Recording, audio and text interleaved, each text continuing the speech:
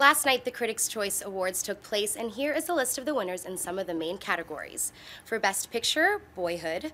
Best Actor, Michael Keaton in Birdman, Best Actress, Julianne Moore in Still Alice. Best Supporting Actor, J.K. Simmons in Whiplash. Best Supporting Actress, Patricia Arquette in Boyhood. Best Director, Richard Linklater for Boyhood.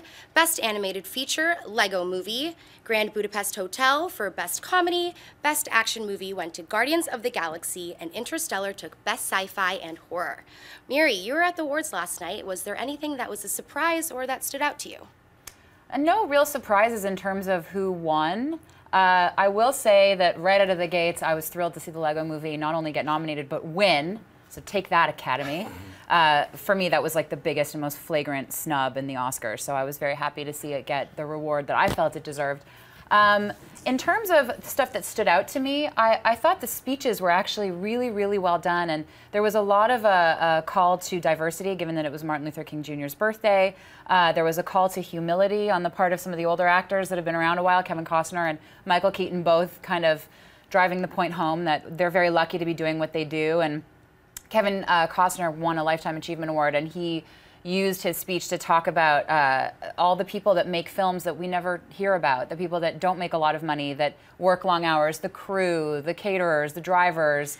And Michael Keaton kind of did a different variation of the same, where he was thankful for he's like, I want to thank everybody I've ever met, which was pretty funny. I thought that, you know, it's just nice to be part of a voting body that recognizes films like The Babadook and Under the Skin and Selma and Obvious Child, and movies that don't get recognized by some of the big awards shows like the Oscars or the Golden Globes. And it was nice to see that kind of diversity. It was nice to see just a room full of such talented people. And in terms of like anything shocking, nothing really stood out to me as like, wow, that was an obvious win and it didn't go to that person.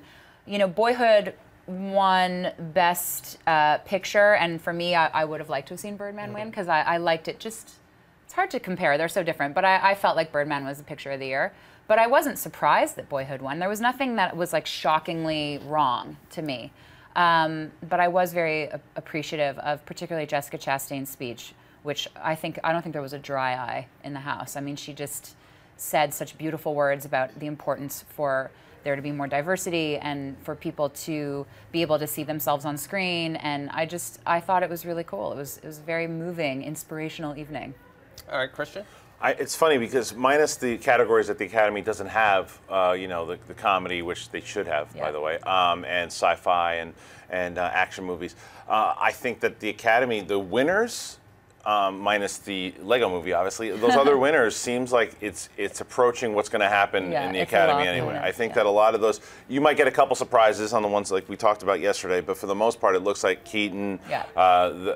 Like those are going to be the movies. And Boyhood won? Is that what won last time? Best Picture. No, that's and Best Director. And Best Director. See, it could go back and forth with the Academy, you don't know, but he seemed to be the front runner. So it wasn't a big shock, and it seemed like if you're following what the critics had said about these movies, these are the movies that everybody loved and talked about, so yeah, it makes sense. Yeah, I think the list for me, the ones that won were similar to my will win list. Yeah. Not should win, but will win. And so I also with Lego Movie, the most commented thing that we had on our Oscar special yesterday and in our mailbag was about the Lego Movie, about it being snubbed. And most people keep thinking that it wasn't eligible because it had that live action. But that's they never not true. came out and said it, because with Birdman, the score was deemed ineligible for Oscars because of the percentage of original music versus classical music, and there's some weird little technical stipulation, and the Academy was very forthright about that.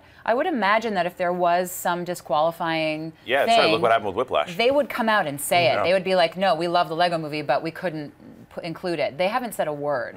So I don't know, maybe you're right, but I feel like they would be vocal about it because they're getting such bad press right now. No, but I mean, under the rules it says that 75% of it only has to be in animation. Yeah, so and it's that only short, the end. It's not really. It's a very short scene, Yeah. and so I don't know. Did you guys see any of the tweets by Phil Lord and Chris Miller Yes. yesterday? They're Yes. pretty cool. They had the Lego statue of the Oh, Oscar. yeah. We don't need one. Exactly. We made our I own. think they're being very good-hearted Yeah. about it, but it must have been odd for them though. Well, to- their speech when they won was great. Like, you can watch it. I mean, if you go on your DVR and you have A&E, you can probably still see the awards. I think they're going to be replayed a few times, so you can see all these speeches for yourself. But they gave a great speech, and they were very wonderful. They had a good sense of humor about it, and I think they were appreciative of the Critics' Choice Award. And you know, they're professional. They're pros. They're kind of like, this is part of the business. So I think they should have won. All right. I mean, I think they should have.